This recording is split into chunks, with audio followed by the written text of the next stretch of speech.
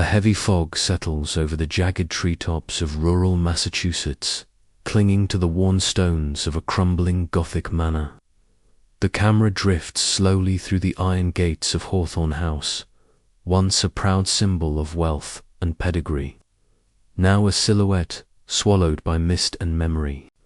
Archival photographs flutter onto the screen, sepia-toned snapshots of the Hawthorne family through the decades, stiffly posed portraits of solemn-faced children, a woman in pearls standing beside a bloodhound, a patriarch in military uniform, staring into the lens like he's trying to warn us. Then, candlelight flickers against peeling wallpaper. The hallway groans in silence. Narrator, in 1993, a silent alarm was triggered at the Hawthorne estate. Police arrived within minutes. What they found was not a crime scene, not exactly. The doors were locked, the windows latched. Breakfast was still warm.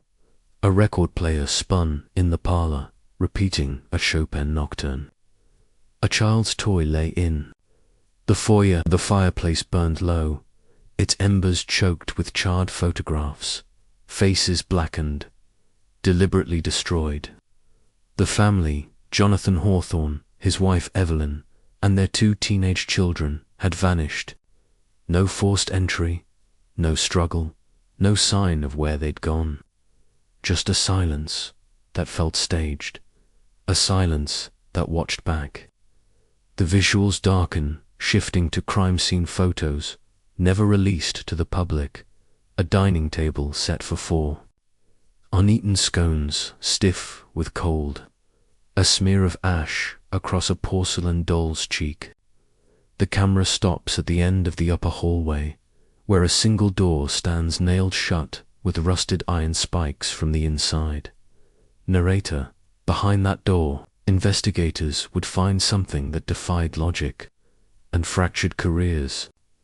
Something that turned a missing persons report into a closed file and a whispered legend.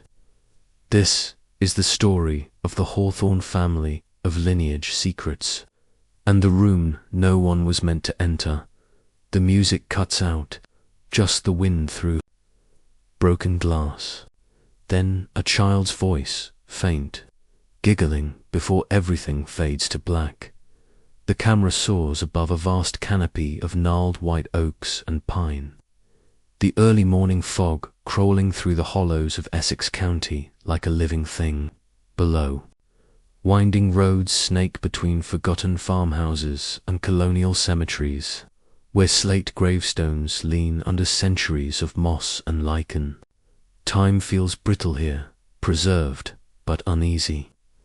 Street signs bear names older than the nation itself, cracked and rusted, their letters nearly swallowed by ivy. A faded placard reads "Welcome to Danvers, the town that once housed the Salem village." Whispers of witch trials still cling to the soil, though few speak of it directly. Narrator, Essex County, Massachusetts, a land where old wealth rots slowly under white oaks, where every attic holds a whisper. The Hawthornes were once royalty here, founders, benefactors, and according to some, damned by their own hands. To understand the horror, we must begin at the soil they built upon.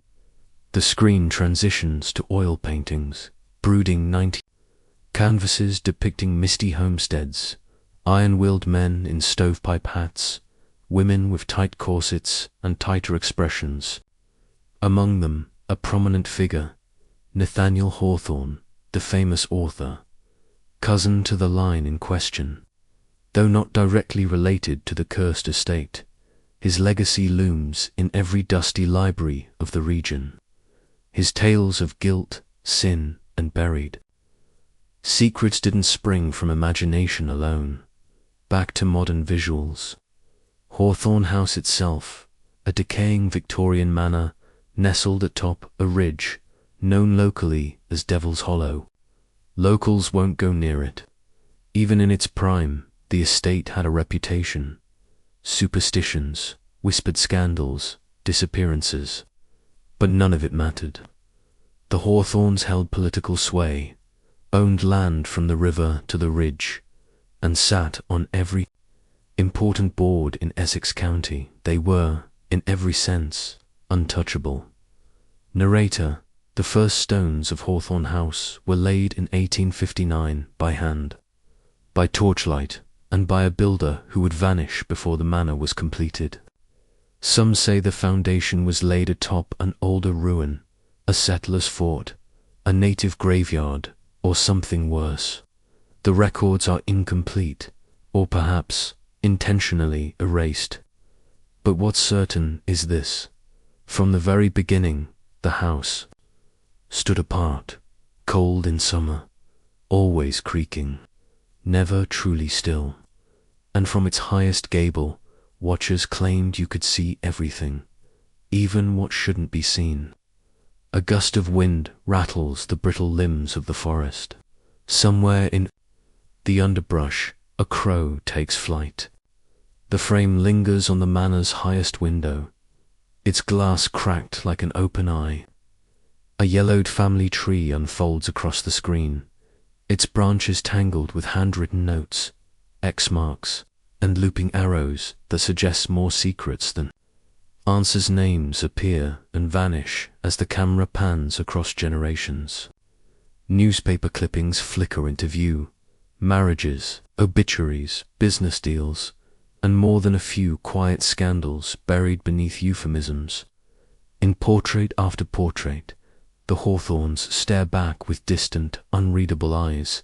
Narrator: Matthias Hawthorne, the patriarch, born in 1821, dead in 1903, though some records curiously omit the latter date entirely.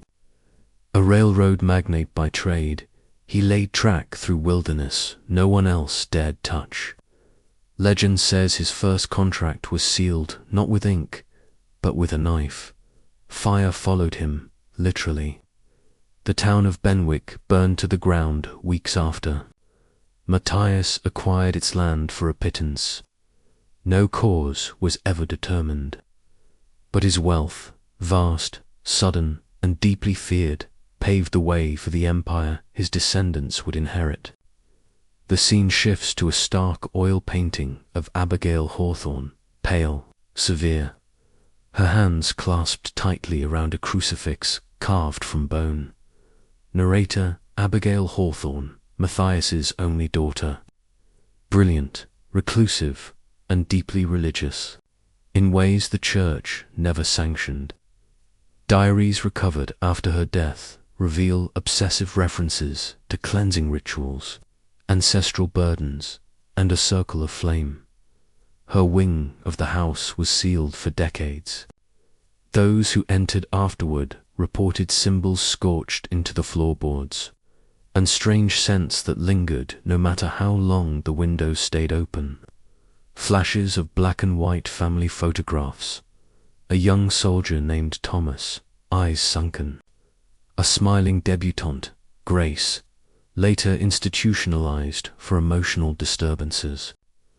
Elijah, a child prodigy turned recluse who disappeared from Harvard's records without explanation. Narrator: each generation of Hawthornes grew stranger. Thomas Hawthorne, a World War I veteran who returned not with medals, but journals filled with symbols he claimed were older than language. Grace Hawthorne, a beloved figure at charity galas, until she was discovered walking barefoot in the snow, whispering names that didn't belong to the living. Elijah, the brilliant scholar, simply vanished in 1949, his room untouched, his books burned, by order of the family. Now the color sharpens. We're in the late 20th century. A high school yearbook opens to two faces, twins, smiling, but somehow disconnected. Narrator: and finally, the last of the bloodline, Cecilia and Victor Hawthorne, fraternal twins, born in 1975 to Jonathan and Evelyn Hawthorne, By all accounts, they were gifted, musically inclined, academically exceptional, but their teachers noted something else, a detachment. They never played with other children. They spoke often of dreams, shared dreams. Cecilia kept detailed journals of visions, a burning staircase, a man with no eyes, a song only she and Victor could hear. Psychiatric evaluations were inconclusive, but by 17, both had withdrawn from school entirely, citing preparations. Their parents reportedly encouraged home video clips. Grainy flickering show the family gathered around a piano. Cecilia plays while Victor watches the shadows in the corner. Evelyn lights a candle on the table, even though it's midday. Jonathan reads from a book the camera never quite catches. Narrator, in 1993, they were all gone. No signs of flight, no struggle, no bodies, just an unfinished breakfast. And the fire that devoured their photographs. It would be months before authorities released even the most basic facts. Years before anyone dared speak openly of what was found in the room upstairs. But to understand their fate, to understand any of it, we must first understand the blood that ran through their veins. The Hawthornes weren't just a family, they were a legacy, poisoned from its roots. The screen fades to black, but one image remains, a child's drawing recovered from the fireplace, miraculously unburned. Two stick figures holding hands. Above them, in a child's scrawl, "We're not lost, we're waiting." The fog never truly lifted from Hawthorne House, not metaphorically, and, some claim, not physically either. Old groundskeepers described an unnatural stillness to the air around the estate, like the land itself was bracing for something. For generations, the family called it superstition, old-world nonsense, but the staff who lived and worked within the manor's walls told different stories, hushed, and never more than once. Narrator, in 1911, every mirror in the house was found covered, not by cloth or curtain, but by what one maid described as a black film, sticky like oil, but cold as glass. It couldn't be wiped off. 2 days later, it was simply gone. No explanation was ever given. Diaries from a governess in that same year record vivid nightmares, identical among multiple staff members, of a long hallway lined with mirrors, and a man whose face was always behind yours. She was dismissed after she suffered a seizure during morning prayers, muttering a string of Latin words that no one could translate. Archival footage reveals grainy photographs of the manor interior from that year, and in several blurred smudges appear where mirrors once hung. The smudges resemble faces, watching. Then the clocks began to fail. Narrator, in 1947, after the funeral of Grace Hawthorne, every single clock in the house, wall clocks, mantelpieces, pocket watches stopped at exactly 3:17 a.m. Investigators confirmed the times, electric, mechanical, and battery, all frozen, no explanation, just silence. For nearly 20 minutes, no time moved within the walls of Hawthorne House. Then, without anyone touching them, the clocks resumed. Medical reports from the time detail symptoms among house guests and distant cousins: chronic migraines, temporary blindness, hallucinations of a low humming sound emanating from beneath the floorboards. One report describes involuntary muttering of unknown languages during sleep. Narrator, some suggested environmental causes, mold, bad wiring, perhaps gas leaks, but tests came back clean. Others whispered of curses, of buried guilt stretching back to the family's origins. And then came the animals, dogs, cats, horses. They would not cross the gate. Carriages had to stop a mile away. Birds flew around the property, but never over it. One photograph from 1932 shows a crow mid-flight, frozen wings stretched directly above the estate, as if caught in something. Veterinary records from local archives mention livestock that died overnight, after being brought too close to the northern edge of the property. One farmer sued the Hawthornes. The case never went to trial then. The deaths began. Narrator: they were quiet at first, barely noticed. A maid found drowned in the parlour, though there was no water. A gardener with his eyes gouged by his own hands, according to the coroner. A cousin visiting from Maine went missing for 3 days, then turned up in the attic, comatose, scribbling pages of spirals and stars. The deaths grew more grotesque. Jonathan's uncle was found hanging upside down in the library, his mouth sewn shut with hair. The family insisted it was suicide. Medical reports never made public reveal recurring symbols carved into skin. Patterns later identified in occult manuscripts dating back to pre-Christian Mesopotamia. Some were carved post-mortem, others were not. Narrator: was it mental illness that became the official word? A genetic line, perhaps, laced with schizophrenia or a shared delusional disorder? But no known diagnosis explains what the thermal scans from 1978 uncovered patches of extreme cold in the nursery and west hallway, rooms where temperatures dropped to 40 degrees Fahrenheit while the rest of the house remained at 72. No air vents, no drafts, just sudden, pinpointed cold. The scan technician refused to return. His report simply read, "Something else is here." Visitors began to talk of whispers, not voices, whispers coming from corners, from vents, from inside the walls, footsteps in rooms long sealed. One family friend claimed to have seen a small figure standing at the base of the stairs at 3:17 a.m.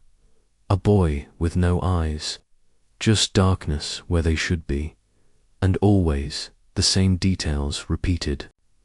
The clocks, the mirrors, the cold, the dreams. By the time the 1990s arrived, the family had fully withdrawn. Surveillance footage from 1992 shows the family's final days as oddly normal meals prepared. Deliveries signed for music played. But behind that surface, something had shifted.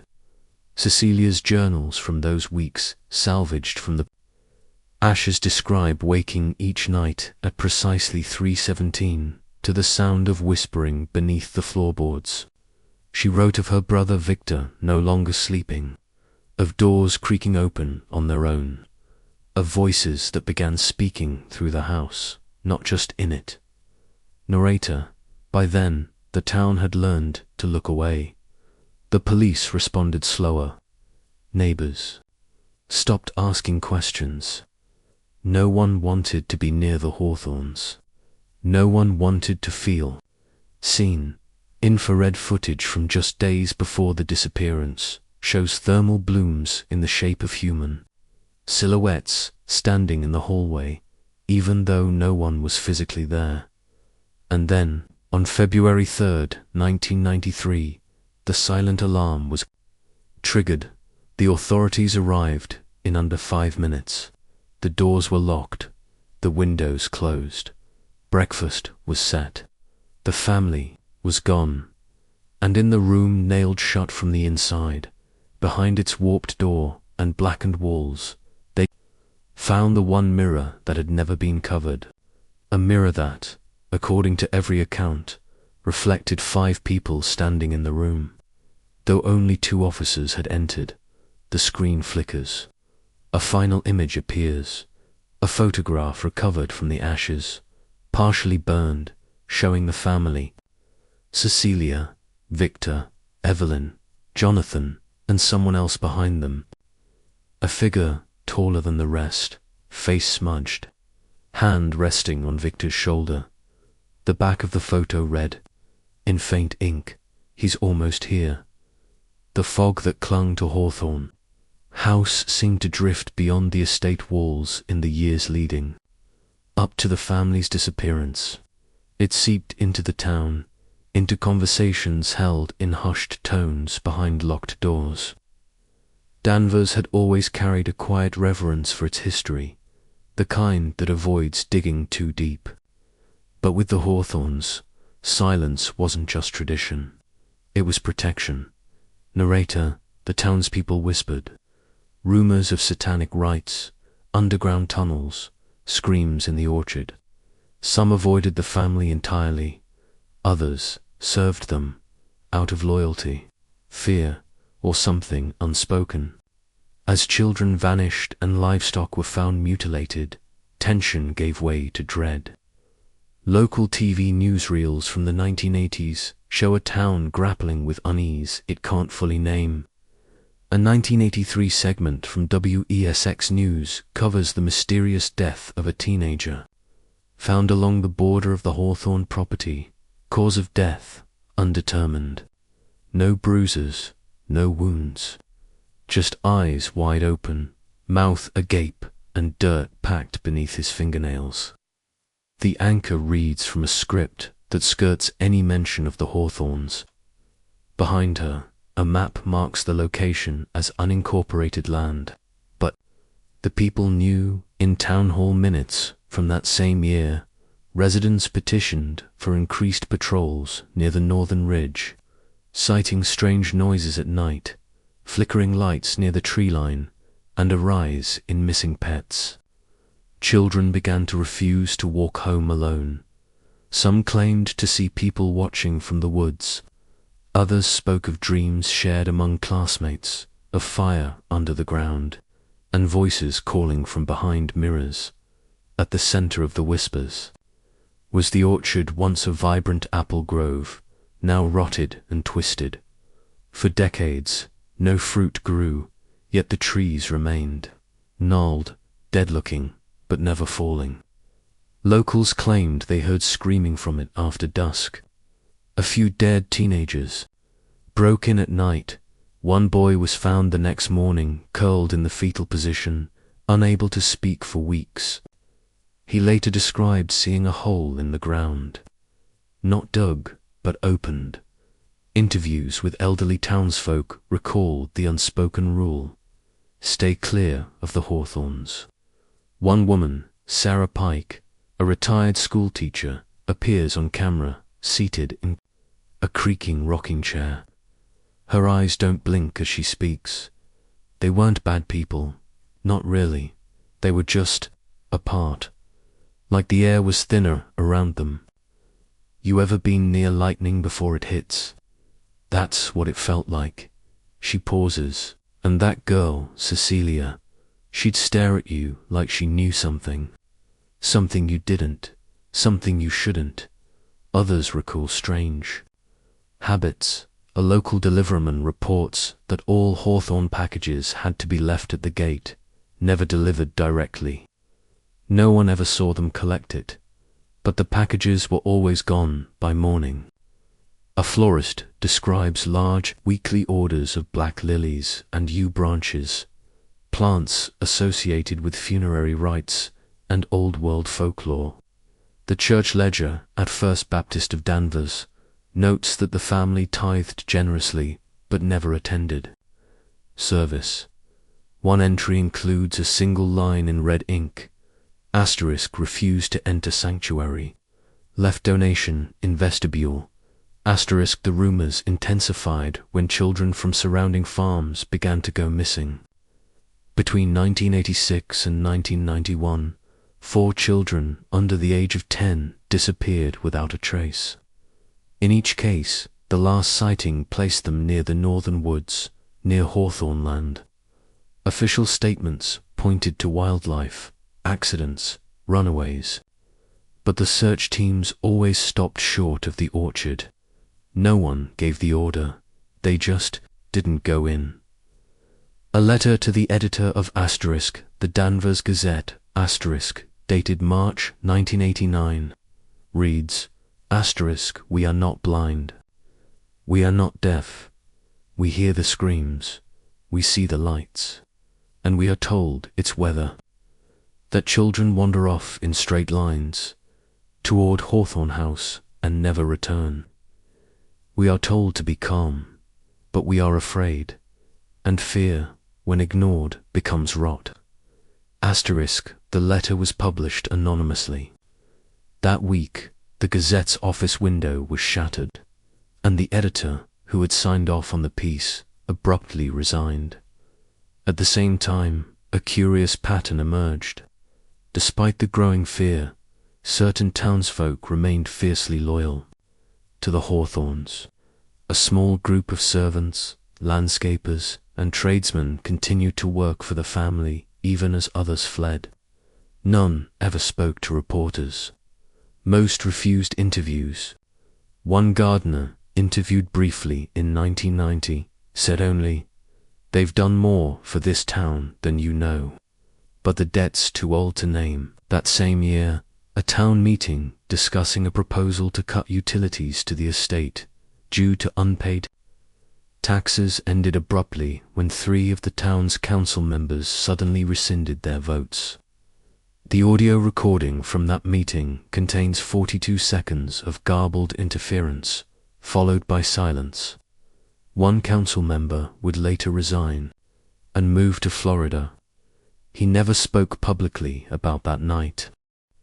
There was a split between those who feared the Hawthornes and those who obeyed. A quiet line drawn in coffee shops, in PTA meetings, in the way people looked at you when you asked too many questions. It was as if the town itself had been infected with silence, a ritual of not knowing. Police reports from the era reflect this tension. Dispatch logs show calls reporting strange music coming from the estate at night. Low chanting, faint rhythmic drumming. The responding officers' reports, if filed at all, were brief. No activity observed. Area secure. And yet the deaths continued. A priest from a neighboring town who had once attempted to approach the estate was found dead in his rectory days later. Official cause, stroke. But the coroner's note includes a troubling addendum, unexplained burns on both hands, resembling symbols, more than once. Clergy requested permission to perform a cleansing or exorcism on the property. Each request was denied, not by the family, but by the town council. The records show those votes quietly unanimous. Narrator, by the winter of 1992, Danvers was no longer a town at peace. Fear had seeped into the roots.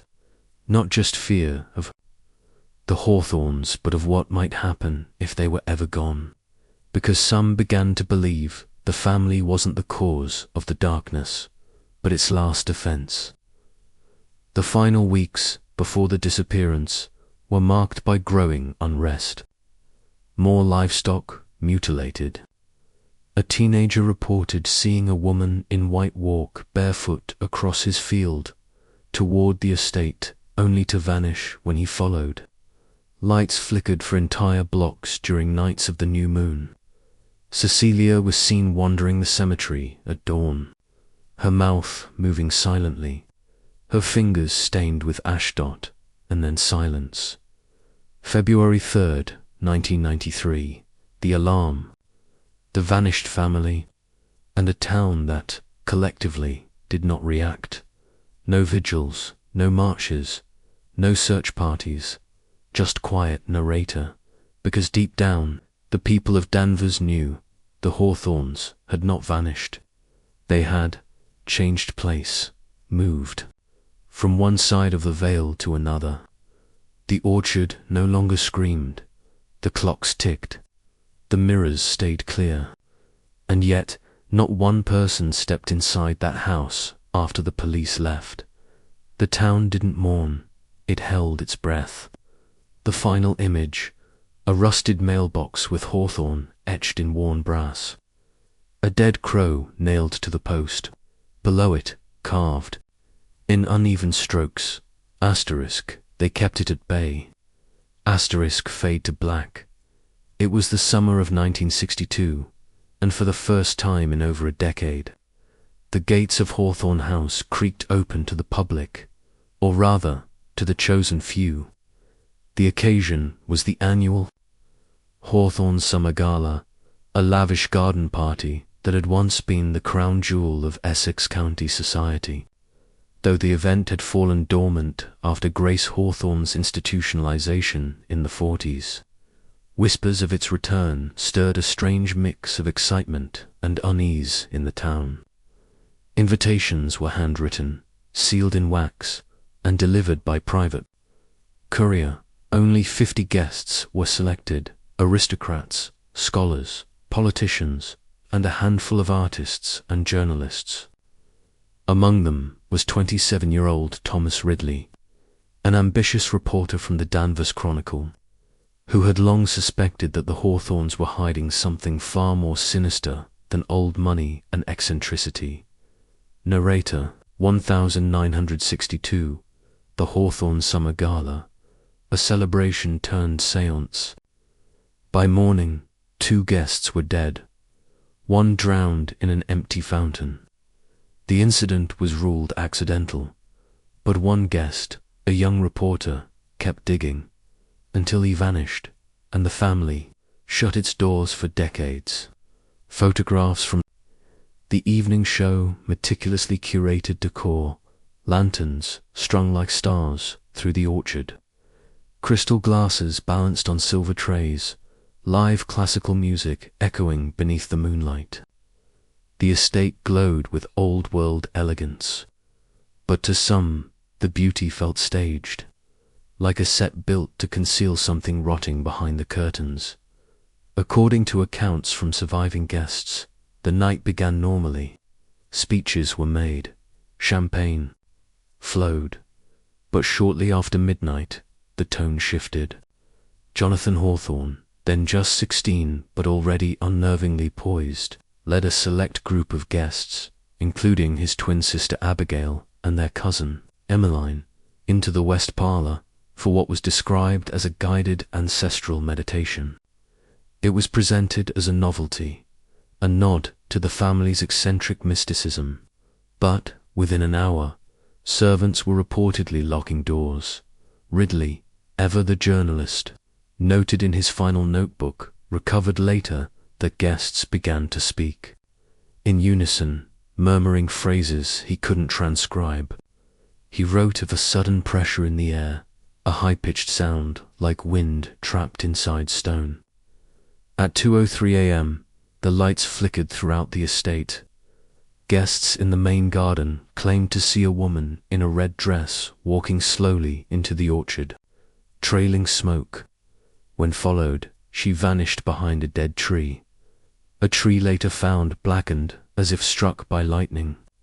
There had been no storm. By dawn, the mood was chaos. A guest, Vincent Harrow, a Boston-based antiquities dealer, was found drowned in the central courtyard's stone fountain. The basin was bone dry, his lungs were full of water, his fingernails cracked as if he'd clawed at something. Nearby, artist Alina Perot was discovered in the greenhouse, eyes open, face frozen in an expression of terror. Her autopsy revealed a burst blood vessel in her brain, but no signs of trauma. The official ruling, tragic coincidence. Alcohol, exhaustion, heart conditions. But those who had been at the gala, at least the few who dared speak later, described something else. Not fear, exactly. Presence. One guest, under condition of anonymity, claimed that during the séance, someone had spoken in a voice not their own. A voice that seemed to echo off the walls even as their lips barely moved. a voice that called out names that hadn't been spoken in this house for 100 years. Police records obtained decades later under fewer requests show a very different picture than what was released publicly. Officers arriving on the scene reported the smell of burned herbs, symbols drawn in chalk on every mirror in the house, and a door in the basement nailed shut from both sides. A search of Ridley's belongings revealed sketches of a symbol, a spiral within a sun, matching carvings found beneath the staircase. Ridley continued his investigation in secret for months after the incident. He met with scholars of the occult, traveled to archives in Salem, Boston, and even Quebec. He told colleagues he had found something, a pattern in the bloodline. He called it a ritual hidden in plain sight.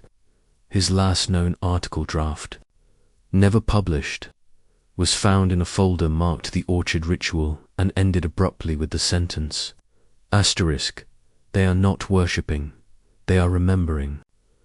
*, in November of 1962, Ridley vanished. No note, no remains. His car was found parked on a cliffside near Devil's Hollow, doors locked, keys still in the ignition. Inside the glove compartment was a photo taken at the gala, a candid shot of guests in the garden. But in the far corner of the image, barely visible, a tall, dark figure stands among the trees. No one remembered seeing him that night. He was not on the guest list.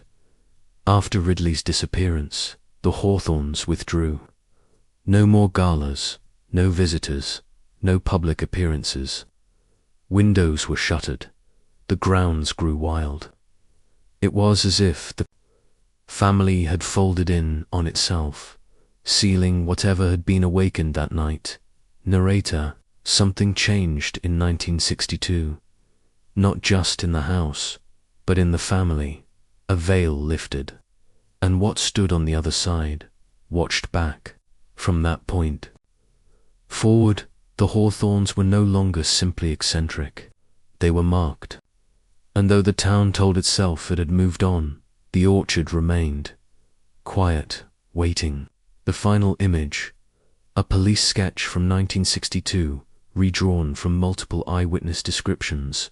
A man in formal wear, face obscured by shadow, arms to long for. His coat sleeves standing beside the fountain. The caption beneath, *, unidentified presence. Never confirmed. * fade to black to understand the full weight of the Hawthorne mystery. One must look beyond the family tree and into the soil itself. A dark, tangled history buried beneath generations of silence. Hawthorne House did not rise in a vacuum. It was built deliberately, some say obsessively, on a site steeped in pain. Long before the estate stood, long before Matthias Hawthorne laid its foundation, the land was marked. Narrator, the Hawthorne story cannot be separated from the land. Built on old Puritan foundations, near where suspected witches were hanged. Native folklore speaks of a hollow place, a cursed grove near the manor. Did the family inherit a legacy of blood and shadows? Archival documents trace the earliest colonial presence on the property to 1692, the year of the Salem witch trials. A series of crude maps and hand-scrawled journals recovered from local archives show the area as once part of the greater Salem parish, though Danvers, then known as Salem Village, was a farming settlement. The woods near what would become the Hawthorne estate were already feared. The Puritan writings describe it as *, a place of dead trees and devilry. In one surviving document, a minister named Ezekiel Thorne refers to the region as *, the hollow that eats light. *, it is no coincidence that several of the women accused during the witch trials, including Sarah Bishop and Mary Easty, were rumoured to have frequented that very grove. Their testimonies, though coerced, mention visions in the woods, black shapes in the fog, and a figure with many arms and no face. After their executions, the land was left fallow. No structures were built, no farms succeeded. By 1740, it was simply referred to as the Hollow. But the land's history predates even the Puritans. According to local Algonquian oral traditions, passed down through generations of the Massachusetts and Pennacook tribes, the area was known as Nashawak, roughly translated as asterisk place. Beneath the breath, tribal elders spoke of a grove where the wind died and where the dead did not sleep. Rituals were performed at the edges, never within. It was a place of offerings, of caution, a threshold, not to be crossed in the early 1800s. When Matthias Hawthorne purchased the land under a series of quiet acquisitions, there were already stories of disappearances, of hunters lost, of animals that entered the grove and never returned. But Matthias was a man driven by conquest, a railroad tycoon with an appetite for the forbidden. He sought not only land, but dominion over it. According to an 1858 journal entry by a family associate, Matthias insisted on building the house with asterisk stone from the hollow, timber from its edge, and silence from its heart. Asterisk, the manor's construction was unusual, carried out without a public ceremony, with workers reportedly brought in from out of state and paid in gold. Several went missing. One, a mason named James Ellery, carved a warning into a support beam beneath the east wing. It reads, asterisk, built with wrong hands, marked by what sleeps. Asterisk, over the years, members of the family grew increasingly obsessed with the occult. Books recovered from the manor's sealed west wing include rare Moore's treatises on pre-Christian deities, and even a 17th century copy of Malleus Maleficarum, the infamous witch-hunting manual.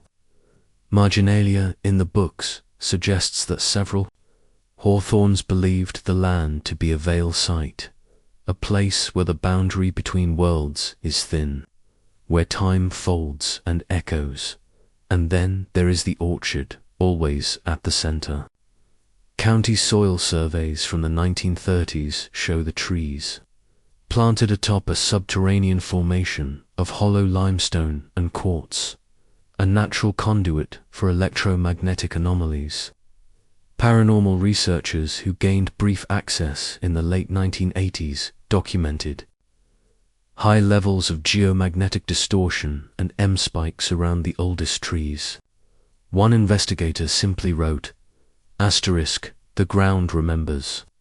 Asterisk narrator, whatever curse, force, or consciousness haunts the Hawthorne family, it may not have started with them, but it found a home. It fed off blood and silence, off legacy and ritual, and the family, willingly or not, became its stewards. A lineage born not just of flesh, but of place. A house raised, not to shelter, but to contain. The screen fades to an aged Puritan woodcut of a woman burning beneath a tree. Roots twisted into skulls. The caption reads, asterisk, she would not confess. Asterisk, and somewhere, beneath the manor's foundation, something waits. Over the decades, Hawthorne House became more than just a symbol of decaying wealth and forgotten grandeur. It became an obsession, an open wound in the landscape of Essex, county that drew in investigators like moths to flame, journalists, amateur sleuths, private detectives, and later, entire teams of paranormal researchers, all tried and failed to unlock the mystery. Their methods varied, their motives were murky, but one pattern remained. Those who got too close either recanted their work or vanished. narrator. Over the years, journalists, private investigators, even paranormal teams tried to unravel the mystery. Some claim a cult. Others point to schizophrenia running in the bloodline. But a chilling pattern emerged. Every investigator who got too close either retracted their findings or disappeared. The first formal investigation came in 1954, when a Boston-based reporter named Miles Kenner was hired to write a feature on the estate's odd history. Initially dismissive of the town's folklore, Kenner spent 2 weeks interviewing former staff and reviewing old court records related to the Hawthorne land acquisitions. In his personal notes, later recovered from his apartment, he wrote, "This isn't a story, it's a trap. A repeating loop. Generations of guilt and ritual masked as tragedy." Before his article could go to print, Kenner pulled it. He left Boston, moved to Arizona, and refused all requests for comment. His only public statement, "I saw something in that orchard." You don't write about that. You leave it there. In the 1970s, retired detective Albert Griggs reopened the file unofficially. He'd worked on a missing persons case involving a local girl last seen near the Hawthorne estate in 1968. Something about the file haunted him. The lack of leads. The eerie handwriting in her final school assignment where she mentioned the whispering man in the window. Griggs interviewed dozens of locals, including a former maid who described hearing screaming from the attic at dawn. Not human, not animal, something in between. Griggs compiled his findings in a personal dossier titled The Hollow. Investigation complete with photos, timelines, and a detailed map of tunnels rumored to run beneath the estate. But in 1979, Griggs suffered a sudden mental collapse. He was found wandering naked near the ruins of the orchard, eyes swollen shut, clutching a small porcelain doll that didn't belong to any known victim. He never recovered the ability to speak. His family later destroyed the file, citing overwhelmingly disturbing content. Criminal profilers consulted in the late 1980s offered a different theory: hereditary schizophrenia or shared psychosis. The term folia familial was used, a rare but documented phenomenon in which a delusion is passed through generations, reinforced by isolation and trauma. Dr. Leonard Dreyfus, a respected forensic psychologist, reviewed journals written by Cecilia and Victor in the final year before their disappearance. He believed their writings suggested a kind of psychological feedback loop, imagery and symbolism recurring in different members of the family, decades apart. The same symbols, the same numbers, the same dream. A spiral staircase that ends in fire. But even Dr. Dreyfus withdrew his statements months later. He called the case compromised by local myth and refused further media inquiries. According to an anonymous nurse, he suffered severe night terrors following his research. He was eventually admitted to a private psychiatric facility. Then came the fringe theories. Cult activity was a recurring theme. In 1991, a documentary filmmaker named Naomi Barr produced a short expose called Beneath the Orchard, in which she proposed that the Hawthornes were at the center of a closed ritual society dating back to the early 1800s. Her sources included land ledgers, family heirlooms inscribed with ritual symbols, and photographs of gatherings in the orchard where attendees wore masks resembling antlers and bird skulls. The footage caused brief media interest, but Barr pulled her film days after release, citing legal pressure. She later claimed her footage had been tampered with and went into seclusion. Her original reels were reportedly lost in a warehouse fire. Psychic investigators were among the last to attempt direct access. In 1992, the group Third Eye Circle received temporary permission to survey the grounds. Their infrared and EMF readings showed erratic spikes, particularly around the sealed east wing and the orchard's edge. One psychic sketched what she called the Guardian, a faceless, towering figure wrapped in shadow, standing at the orchard's center. 2 weeks later, she suffered a breakdown and painted the same figure over 300 times in a single week. She died by suicide that spring. Still, evidence began to mount in more concrete ways. A former town clerk came forward with building plans that showed a sealed sub-basement below the house, a room not listed on any public record. Experts speculated that it might have been a fallout shelter or an old ritual chamber, but no one ever reached it. The entrance, if it exists, remains hidden. Several patterns emerged from all these investigations.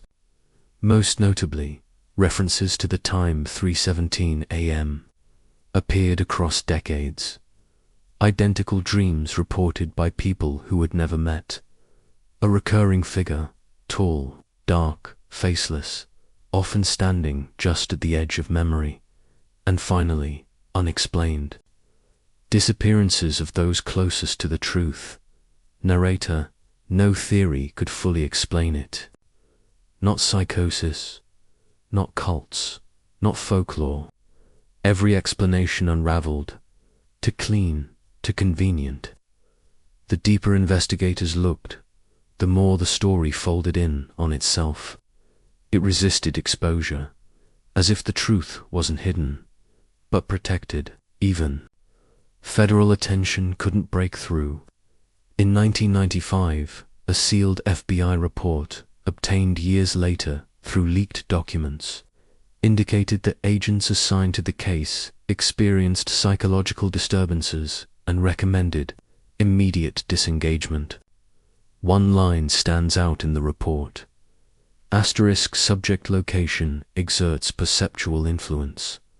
Recommend full quarantine. * The final blow to serious investigation came in 1999, when 2 graduate students from Miskatonic University disappeared after publishing a thesis proposing the house as a psychic echo chamber, a structure built on a fault in time, where memory loops and trauma anchors. Their last known communication was an email sent at exactly 3:17 a.m., reading only, *, it's still here. *, the email's metadata revealed no server origin, no traceable IP. Narrator: whatever truth lies beneath Hawthorne House, it does not want to be found. And those who try pay a price. Silence, madness, erasure. One by one, the voices seeking answers were swallowed by the hollow. And now, only questions remain. The final image, a corkboard filled with threads, clippings, and photographs. At the center, a charred piece of paper with only one phrase visible, scrawled in frantic ink. * we didn't build the house, we just kept it closed. As the decades wore on and the Hawthorne mystery deepened, so too did the inconsistencies. Stories clashing, records vanishing, timelines breaking apart like brittle glass. With no clear answers, and the family long vanished, the case became a vacuum sucking in speculation, distortion, and outright lies. The closer anyone got to a truth, the more that truth seemed to mutate, to contradict itself. What remained was not a narrative, but a war of narratives. Narrator: was Victor Hawthorne abusive? Was Cecilia even real? Old employees give contradictory testimonies. Some say the family's curse was a metaphor. Others believe records were erased. But by whom and why? Did the police redact their own reports? The contradictions begin with the twins themselves. In public records, both Cecilia and Victor Hawthorne were born in 1975. Baptismal records from St. Matthew's Parish list them clearly, but those same records were updated in 1990, with Victor listed as an only child. No trace of Cecilia remains in the later church registry. When asked, the current parish priest simply said, "Some things are better left unreconciled." School yearbooks show both siblings attending Danvers Preparatory Academy until the 9th grade, yet one teacher, interviewed in 2001, swears Cecilia was never in her class. There was only one, the boy. He was strange, quiet, but eyed. Remember, a twin. However, another former faculty member produced a class photo showing both children. In the image, Cecilia's face is blurred, the only one. A camera error, perhaps. Or something else. The family's former groundskeeper, Henry Keane, once told a local podcast that Victor had moods. Violent ones. He described a time when he found dead birds arranged in a perfect spiral outside the kitchen door. He blamed. Victor claimed the boy had a temper and spoke to things in the walls. But in a separate interview given to a true crime TV segment in 1998, Keane denied ever saying this. He insisted the children were polite, if odd. When pressed, he grew pale and abruptly ended the interview. Then there's the issue of the journals. Over a dozen handwritten notebooks attributed to Cecilia were reportedly recovered from the house after the disappearance. Some contain disturbing drawings, detailed ritual instructions, and entries claiming to hear the orchard sing. But handwriting analysts found inconsistencies between them. Some appeared to be written by an older hand. Others were dated incorrectly, one even referencing events that hadn't yet occurred. At least two were exposed as forgeries in 2004 by a collector who had purchased them at auction, and yet one notebook, now locked in a university archive, contained information that hadn't been released to the public. Diagrams matching. The sub-basement floor plan, which wasn't publicly known until years later. A reference to the 1962 garden party, with details consistent with now sealed police reports. No one has claimed authorship. No one has explained how Cecilia could have written about events before she was born. Tabloid headlines didn't help. By the late 90s, the Hawthorne case had become a media circus. Stories ran the gamut, from alien abduction theories to tales of a secret government experiment gone wrong. One sensational claim alleged that Victor was not the Hawthorne's son at all, but a foundling child discovered in the orchard in 1974. Another said both children were actors, part of a long-con staged by the family for occult purposes. None of these theories held water, but the damage was done. Confusion reigned. The police, for their part, did little to clarify matters. FOIA requests revealed heavy redactions in nearly every official document from the 1993 disappearance. In one report, a witness statement, supposedly from a delivery driver, who claimed to see a figure in the upstairs window after the family was declared missing, is blacked out in full. Entire paragraphs missing. When asked why, the department cited ongoing concerns regarding the integrity of the evidence. Yet the case had long since been classified inactive. In a leaked internal memo dated March 1993, a senior officer wrote, "There are anomalies. That's the only word for it. This doesn't follow protocol because this doesn't follow anything." Another officer later admitted off-record that some of the evidence taken from the house, including cassette tapes and photographs, did not stay in the evidence locker. When pressed, he suggested certain files had been claimed by federal agents. No badge numbers were given. No paper trail exists. Narrator, facts blurred, records erased, testimonies reversed. It's as if the story of the Hawthornes was rewritten in real time, shaped by unseen hands. Was it guilt, shame, or a conscious effort to bury the truth? And then there's the final, most disturbing inconsistency: the fire. Official reports claim the Hawthorne fireplace contained only charred photo albums, family keepsakes, but a now declassified hazmat report from the scene notes a substance not identified by standard chemical analysis. It was described as viscous, metallic in smell, and exhibiting low-level radiation. That report, too, was redacted, half of it missing, with only the phrase *contaminated temporal field left legible. Even the town seems to shift its memory. Some locals swear they remember Cecilia's piano recitals at town hall. Others say she never came to town. One former neighbor, now in her 80s, insists she saw the twins playing in the orchard the day after they vanished, but no one believed her. "They don't want us to remember right," she said in an interview. "They want us to remember clean, safe, wrong." Narrator, in the end, what happened to the Hawthornes may be unknowable, not because the truth is lost, but because it's been distorted, not hidden, fractured. The family's legacy, like the land they vanished into, refuses to remain whole. And so we are left with fragments, lies posing as facts, truths disguised as madness, and a story that, even now, resists telling. The final shot to photos side by side. In one, a smiling teenage Cecilia stands beside her brother at a garden party. In the other, the same photo, but with Cecilia missing entirely.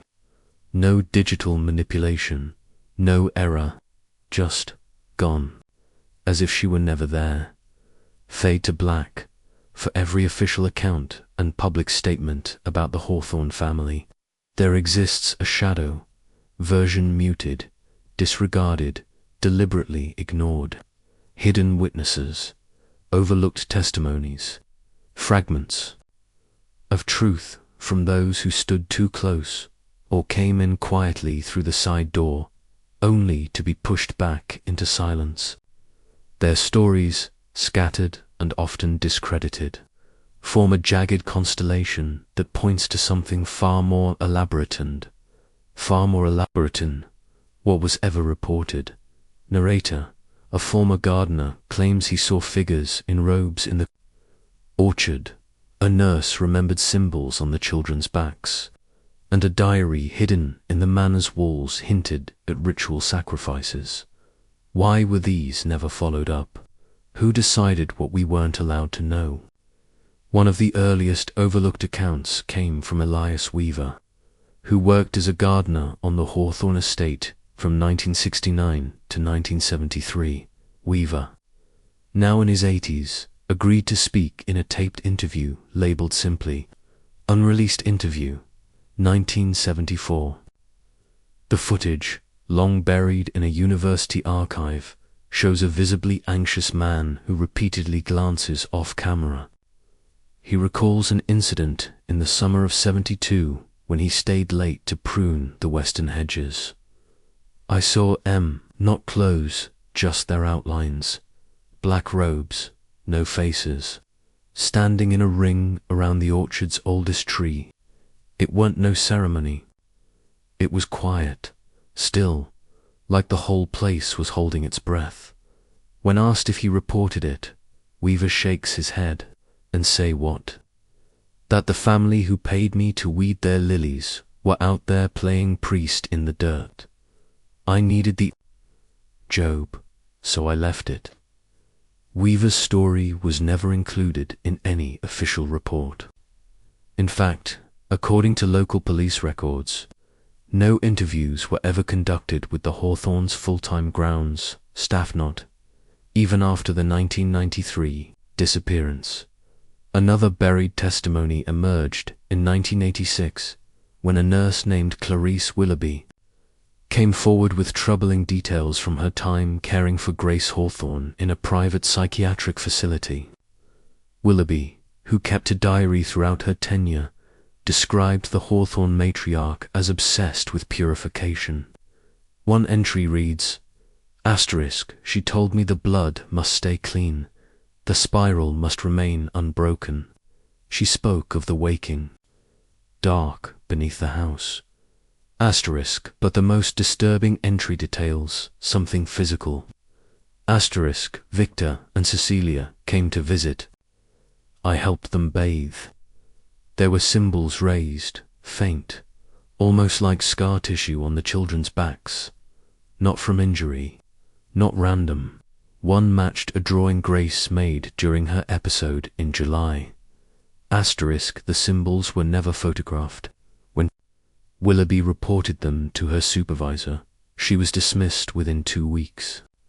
Her diary was confiscated by hospital administration and later recovered through legal action. Its contents were deemed irrelevant in the 1993 investigation. There were others, a traveling chimney sweep hired in 1977 to service the estates. East Flew reported finding dozens of small bones arranged in geometric patterns behind the hearth bricks. When questioned, the family's housekeeper insisted they were ceremonial artifacts from Jonathan's archaeology phase. The bones were removed. No forensic analysis was conducted. And then there's the most damning fragment of all, a diary discovered in 2006. During a structural assessment of the manor's east wall, sealed inside a hollowed floorboard, written in 1935 by Emmeline Hawthorne, a cousin of Matthias. The diary details a series of offerings conducted in the orchard during the Dust Bowl era. Emmeline writes, "The land is thirsty. Father says one must be given, not taken, not killed, but given. He says the grove will know the difference. We gathered at dusk. Abigail cried. I tried not to." Later entries reference a mirror door beneath the cellar and a chamber with no sound. The final page is stained with what appears to be blood. A single phrase, "it opened again." Despite its potential importance, the diary was never included in the town's official archive. The assessor who discovered it, a man named Mark Covey, attempted to hand it over to local authorities, but was reportedly turned away. 2 weeks later, Covey left town. His forwarding address was never filed. The diary's authenticity has been debated, but the handwriting matches other known samples from Emmeline's letters. Narrator, again and again. The pattern repeats. Evidence unacknowledged. Witnesses silenced. Records destroyed. It's not just what was found, but what was allowed to be seen. Who decided what version of the Hawthorne story would survive?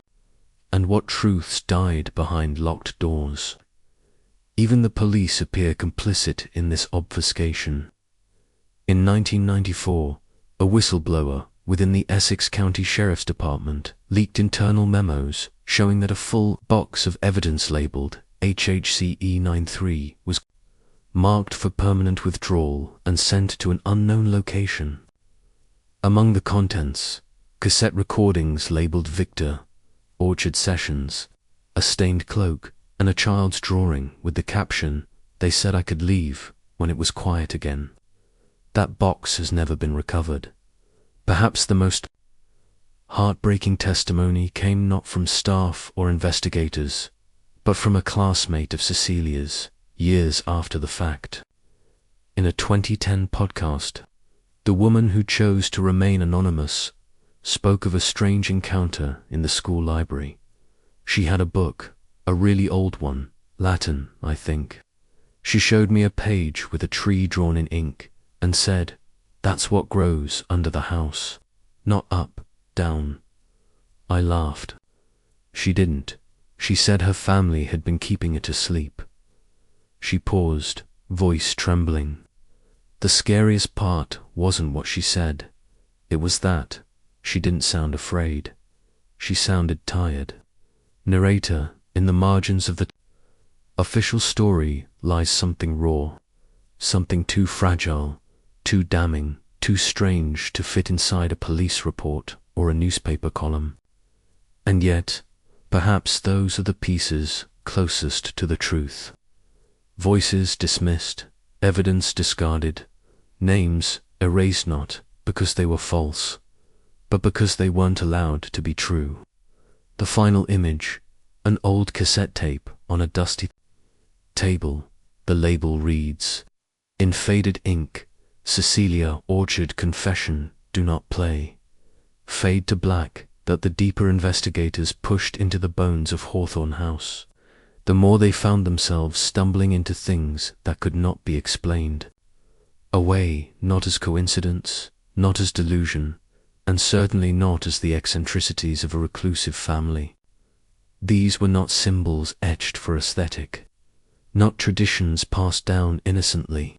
The structure itself seemed built not just to house people, but to observe them, to contain something. And in the quiet, dark corners of the manor, evidence emerged, evidence that no one was supposed to find. Narrator, investigators found the house wired with two-way mirrors. A locked basement contained dozens of children's shoes. One journal entry read, "They sleep below now. The quiet ones watch." What does it mean? Is this the rambling of a disturbed mind, or something darker? It began with the mirrors. When a private team of structural engineers were granted access to the house in 1995, they were initially hired to assess foundational integrity following years of decay. But what they uncovered went far beyond cracked stone and weathered beams. Behind several ornate mirrors in bedrooms, hallways, and the main study were concealed cavities, small, paneled walkways, barely wide enough for a person to stand in, equipped with observation slits, mirrors that weren't mirrors, but windows. From these silent shafts, one could observe the entire house without being seen. One such passage extended behind Cecilia's bedroom, connecting to an upper crawl space above the study. The structure was reinforced with metal rails, as if to accommodate movement or waiting. Investigators found worn-down floorboards inside these shafts, evidence of long-standing use, dustless footprints, some fresh. Even more unsettling was the locked basement, not listed on any public blueprint. Accessed only through a concealed panel in the wine cellar, the room had no light fixtures, no ventilation. Its walls were carved in looping patterns, spirals, sunbursts, sigils with no clear origin. On the floor, arranged in meticulous concentric circles, were children's shoes. Over 50 pairs, different sizes, eras, even styles. Some as old as the 1890s, some more modern, some small enough to have belonged to toddlers. The shoes were not dusty. They had been placed with care, as if part of a ritual or a memorial. In the far corner of the basement, a vault door was discovered, iron bolted from both the inside and out. The handle showed signs of stress, as if it had been pried at from within. There was no key. It was never opened. On the wall beside it, scratched into the concrete in what appeared to be fingernails, were the words, "Asterisk, don't wake them." Asterisk, among the personal effects recovered from a hidden crawl space between the east and west wings, was a ledger, partially burned, its remaining pages warped from heat and age. It belonged to Abigail Hawthorne, the brilliant yet reclusive sister of Thomas Hawthorne. The entries, written in a steady, careful hand, began with grocery lists and medicinal recipes. But by the middle of the book, the content turned, the twins do not sleep through the night. They speak to the wall. Cecilia says, the wall answers. And then, Grace told me we must prepare the chamber. That we're late again. She wept when I said I forgot the name. She said forgetting is how it starts. I apologized. The final legible entry. They sleep below now. The quiet ones watch. The orchard sings again. Asterisk the phrase quiet ones appears in other locations throughout the house, scrawled behind wallpaper, etched under drawers, even written in tiny, precise lettering on the inside lip of a dining room plate. In every instance, it's accompanied by a spiral or by the image of a tree split down the middle. One investigator, a linguistics professor from Boston College who consulted briefly on the case, noted that several carvings resembled proto-Semitic script mixed with older, undeciphered glyphs found in pre-colonial works. It's not just language, he said in an unpublished statement. It's a code, a liturgy, not for prayer, but for containment. Perhaps most unsettling was a collection of cassette tapes found in a locked drawer within Matthias Hawthorne's old study, labeled only with numbers, 317, 317, 317. Each tape contained fragments of audio, distorted by time and decay. But certain elements were clear. Breathing, whispering, a voice repeating a phrase in Latin, non dormient, said expectant. They do not sleep, but they watch. On one tape, a child can be heard, sobbing, then laughing, then nothing. Just static. Analysts later noted that all recordings spiked violently at exactly the 3:17-minute mark before cutting out completely. Narrator, some say these were the ramblings of mad people. Paranoia woven into architecture. Symbols left by disturbed minds grasping at meaning. But too much remains unexplained.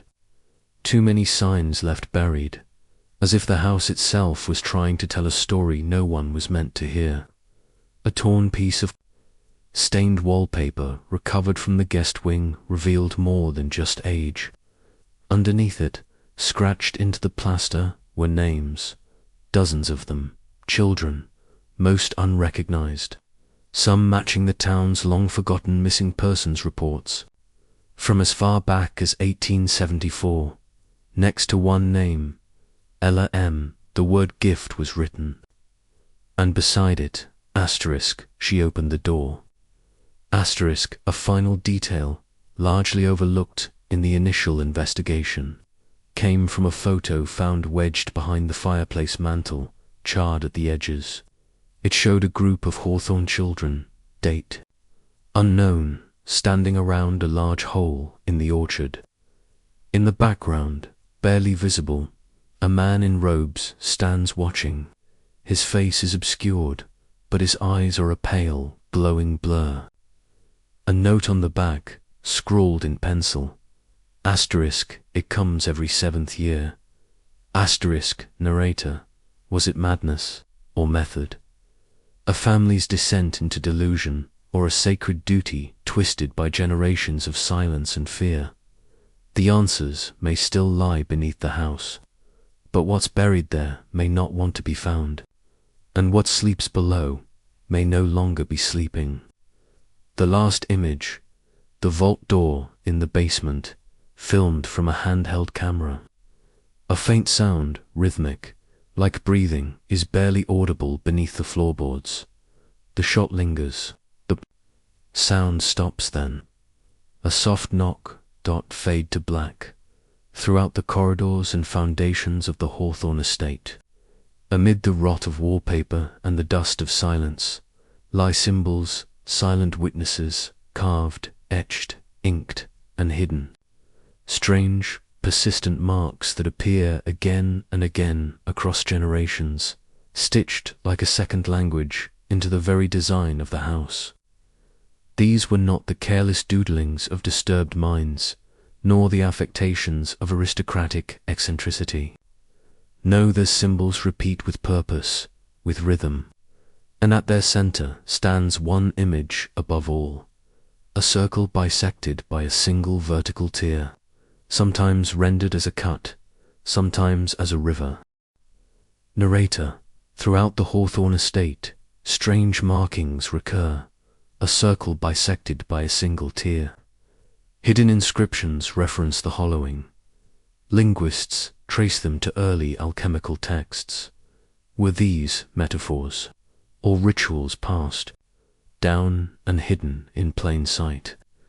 The circle with the vertical slit found carved into head, burned into the back of a wardrobe, embroidered subtly into family. Crests became the family, issy unspoken insignia. It appeared on the binding of journals, on the spine of ancient books hidden in the manor's west wing, and even, reportedly, beneath the floorboards of the nursery. Most chillingly, it was tattooed very faintly, as if intentionally faded on the inner wrist of Victor Hawthorne.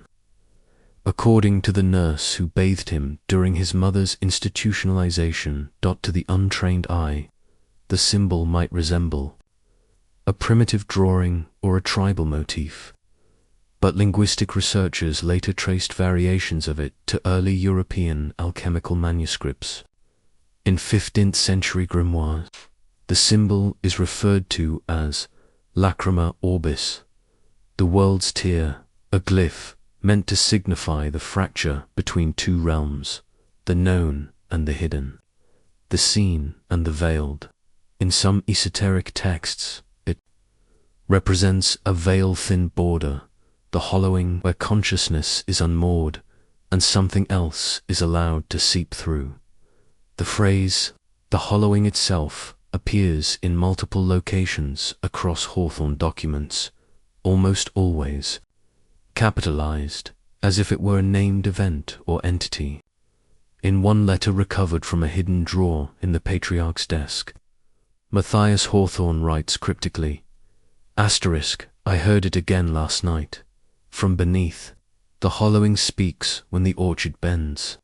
The roots don't take unless something is given." Other entries speak of the spiral path, the seventh echo, and the watchers who listen when the wall thins. The language is ritualistic, half prayer, half equation. One burned note, thought to be Abigail Hawthorne's, read, "Only the prepared mind can survive the breach. The rest are taken, hollowed."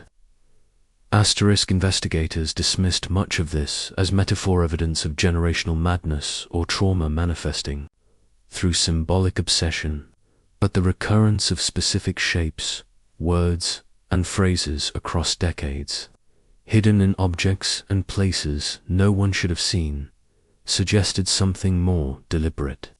In a ciphered letter found behind a loose brick in the dining hall fireplace, decoded only in 2007, there is a reference to the quiet ones once again, paired with instructions, "When the sky stutters and the hour repeats, draw the tear beneath the cellar arch.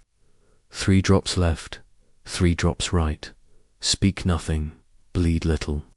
The cipher used in this letter of variation on the Vigenère method was not widely known in the 19th century. Its presence suggests calculated obfuscation, and the details within point not to metaphor but to instruction. The hour repeats is believed to be a reference to the infamous 3:17 a.m. time stomp that recurs across decades of incident reports and recordings. The family crest itself underwent changes throughout the generations.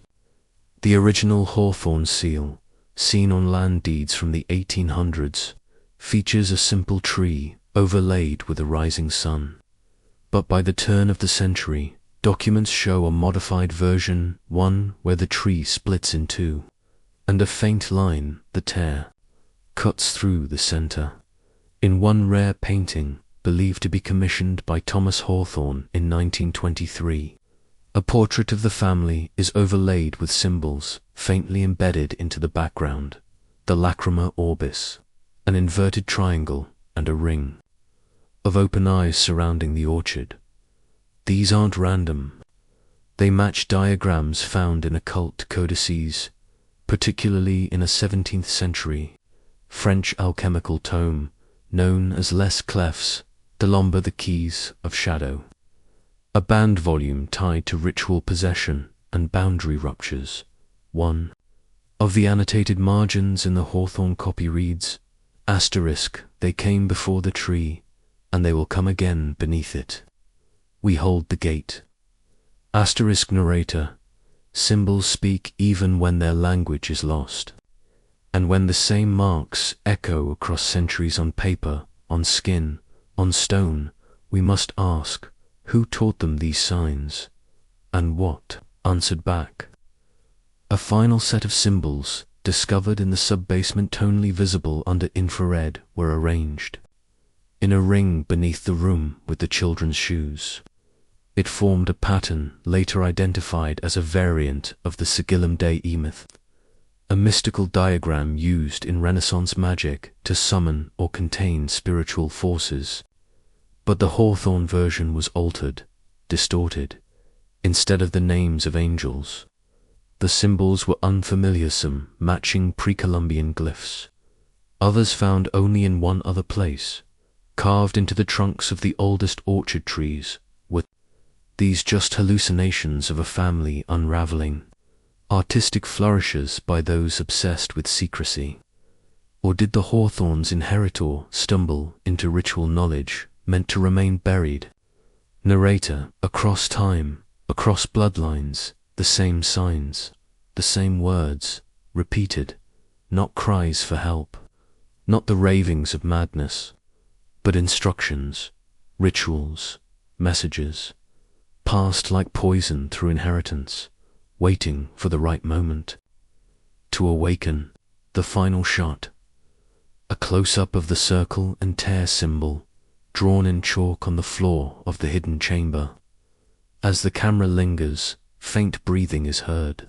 Then, the chalk line begins to smudge in its own, fade to black.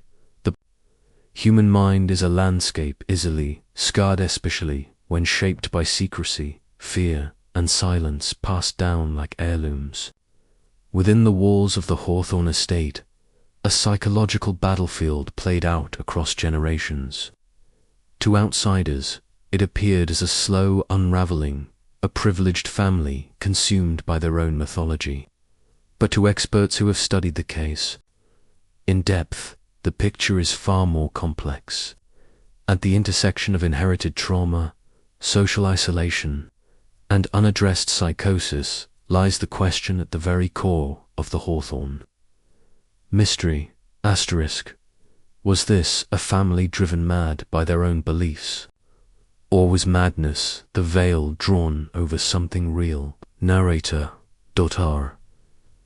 Elaine Marks, trauma psychologist. This family shows all the hallmarks of hereditary delusion, reinforced by isolation and power. But others disagree, pointing to patterns too precise for chance. Could collective madness explain it all? Or was madness the smokescreen? Dr. Marks has studied over a dozen multi-generational families entangled in delusional belief systems. In her words, the Hawthornes exhibit what we in trauma psychology call intergenerational imprinting, where traumatic behaviors, roles, and even symbolic thinking are passed along like a script. Combine that with wealth, seclusion, and a strong patriarchal structure, and you create a vacuum where no one ever challenges the central narrative, if that narrative is dangerous or false. She points to the writings of Abigail and Grace Hawthorne, whose diaries contain references to the spiral, the cleansing, and voices from the orchard. These phrases appear again in Victor and Cecilia's journals nearly 70 years later. That's not necessarily evidence of supernatural phenomena. It's evidence of a story so tightly woven into family identity that children are born already halfway inside it.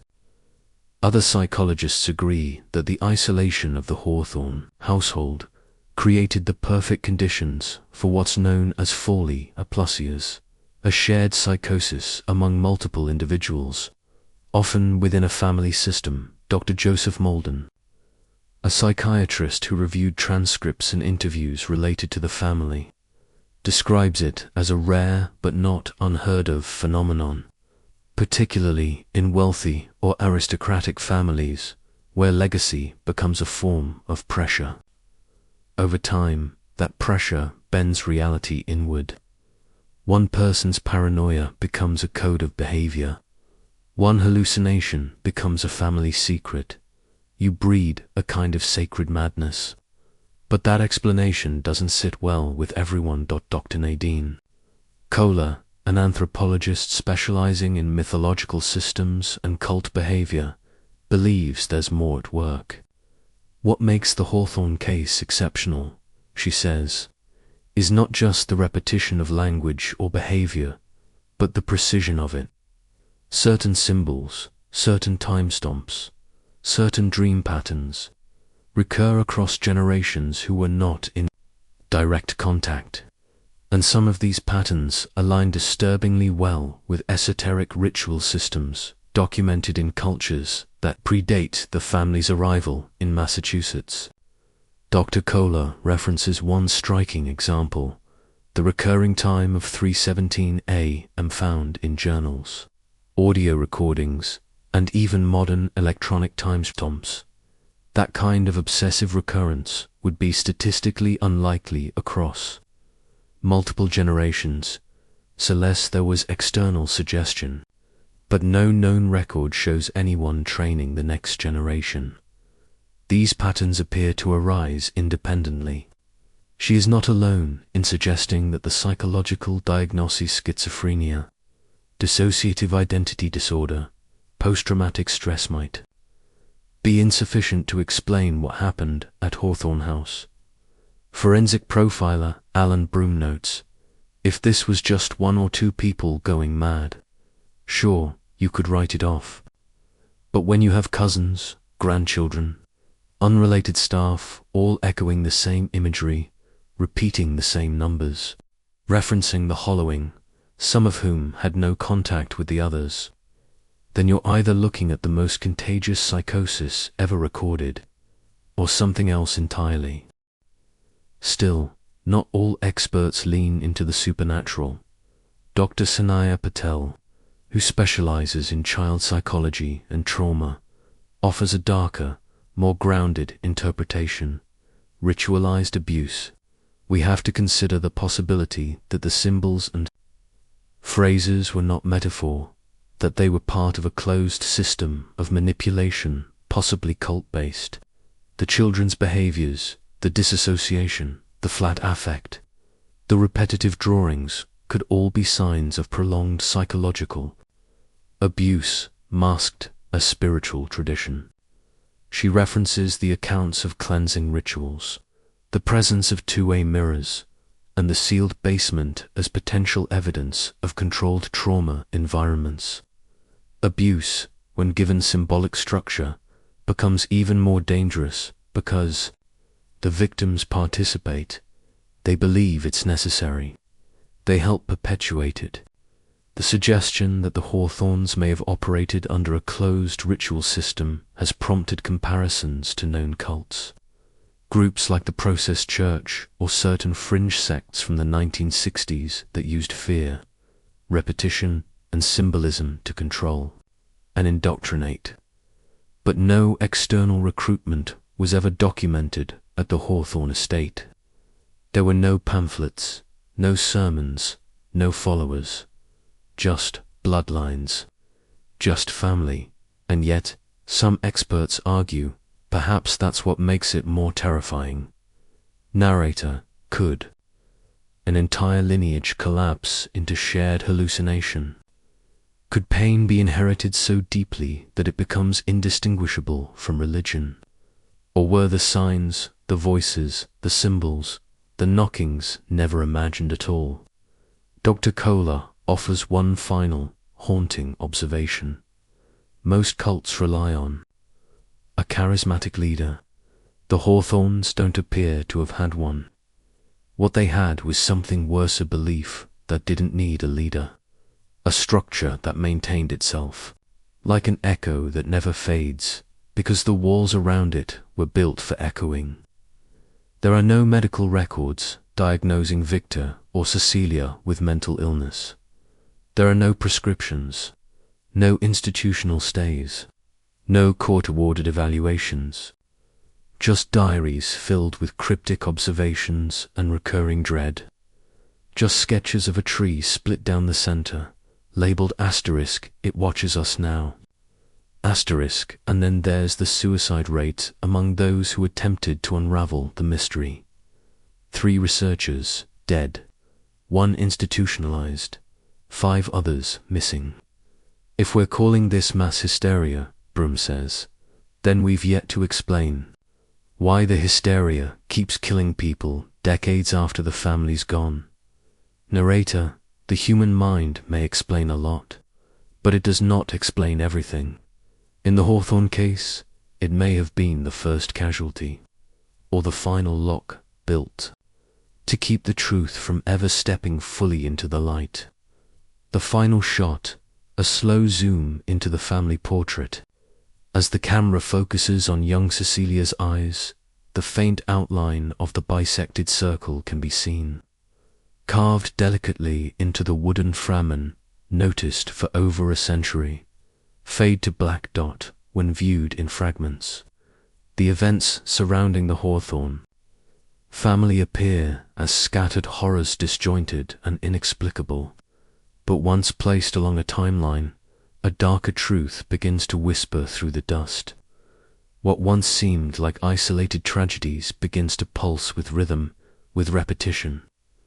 Every few decades, the same darkness stirs, the same patterns repeat, and suddenly, what we mistook for chaos reveals a design, precise, ritualistic, and terrifying in its symmetry.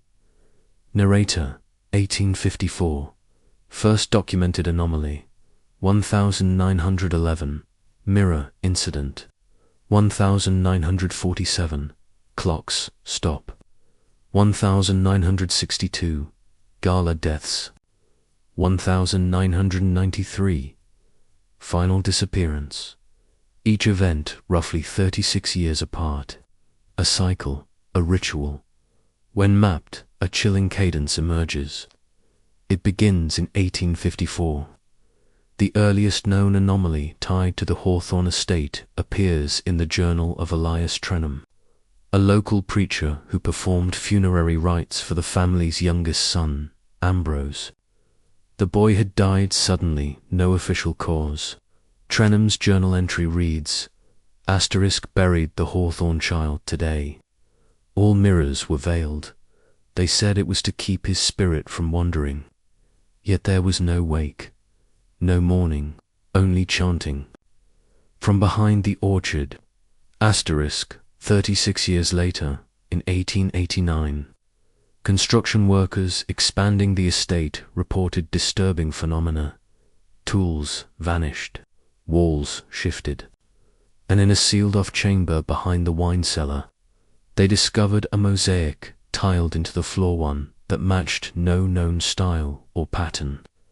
The lead mason later quit the job, citing unnatural silence in the stone. That year, Matthias Hawthorne quietly paid for the demolition of 2 guest houses. No reason was recorded. Then comes 1911, the now infamous mirror incident. House staff, according to personal letters and diary entries, awoke one morning to find every mirror in the estate, more than 60 covered in cloth. When removed, several of the mirrors reflected not the room they were in, but what one maid described as a black hallway with something breathing in it. Days later, that same maid leapt to her death from the second-floor landing. Her suicide. Notes simply read, asterisk, I saw it. I am already gone. Asterisk, asterisk, asterisk 1947, asterisk marks the next flashpoint. The clock event. On the morning of March 17th, every clock within the estate wristwatches, mantelpieces, even wind-up toys stopped at exactly 3:17 a.m. to the second. The event was dismissed by the family publicly as a coincidence, yet Abigail Hawthorne purportedly withdrew from public life shortly afterward. Her final journal entries, released decades later, obsessively repeat the phrase asterisk, the spiral must hold. That same year, the family dog was found mutilated, arranged in a perfect circle in the orchard. Asterisk, asterisk, 1962. Asterisk, asterisk, the summer gala. What was meant to be a lavish garden party to celebrate the estate's centennial turned into tragedy. 2 guests were found dead, one drowned in a dry fountain, the other collapsed in the orchard with no physical cause. The official ruling was accidental alcohol, heat stroke, but guest interviews suggest otherwise. One man described a sudden stillness falling over the orchard at precisely 3:17 p.m., followed by the faint sound of a child humming. No child was ever found.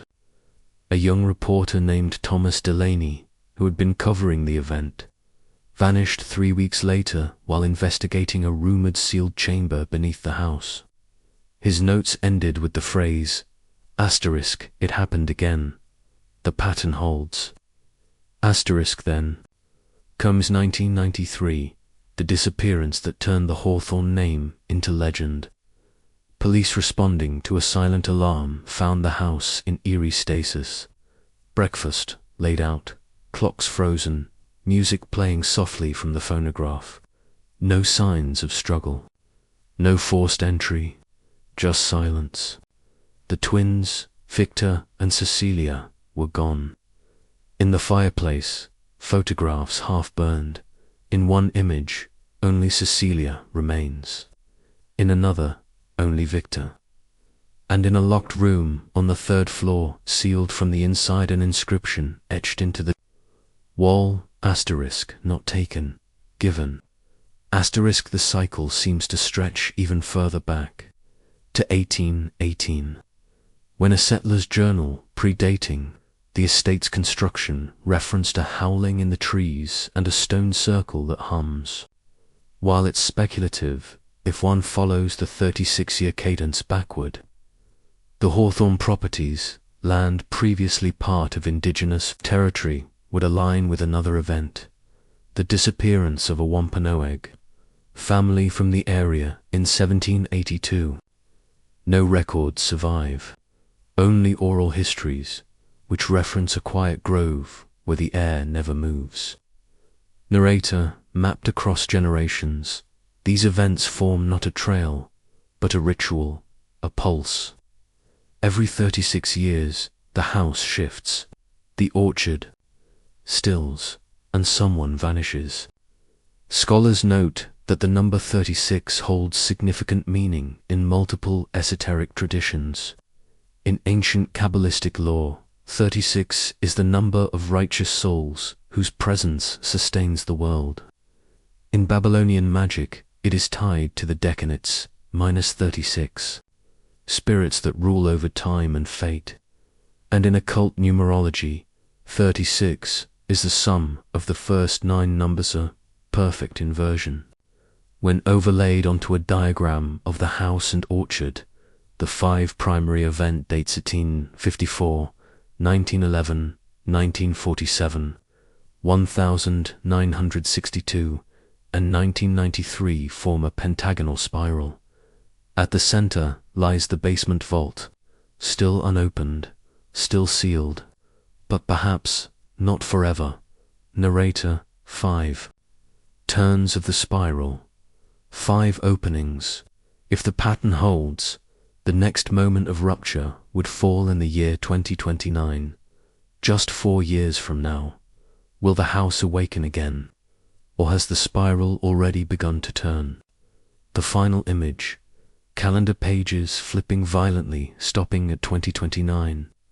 March 17th, 3:17 a.m. Flashes on an analog clock. In the distance, the orchard shivers. And then, stillness, fade to black. More than 3 decades have passed since the final. Lights went out inside Hawthorne House, but for the people of Essex County, the echoes have never faded. The once pristine estate now stands choked in ivy and time. Its gabled windows long boarded shut, its iron gates rusted in place. The orchard, once trimmed and celebrated, is now a tangle of gnarled trees untouched, unentered, not by accident, but by quiet design. Few speak of it openly, but the house is still feared, still watched, still alive in the minds of those who remember. Narrator, the estate remains sealed. Locals avoid the grounds. Rumors of lights at night persist, but no official answers. The last living descendant was declared dead in 2007, though no body was ever recovered. What truly happened in that house? The silence left behind has grown heavy. In 1993, the police investigation concluded without suspects or charges. No evidence of foul play, no trace of Victor or Cecilia. The estate was frozen under legal conservatorship, and its interior, despite layers of bizarre findings, was labeled inconclusive. In 2001, a coalition of journalists petitioned for access to the sealed evidence boxes, but were denied under grounds of national security classification, tied to a little-known federal psychological warfare program. The connection was never clarified. The files remain sealed. Locals have their own theories. Ask 10 people in town, and you'll get 10 variations of the same story, each with different details, each ending in silence. One woman swears her father, a mail carrier in the early 80s, saw Cecilia walking barefoot in the snow, carrying a dead bird and humming an unfamiliar tune. Another man, a retired deputy, once claimed he was asked to patrol the property after the 1993 incident and saw a light flickering in the second-story window. Though the house had no power at the time, even now, rumors persist of figures seen moving behind the broken curtains, of a low, humming sound that comes from beneath the orchard on cold nights, of travelers who veer too close and find their phones dead, their watches stuck at 3:17.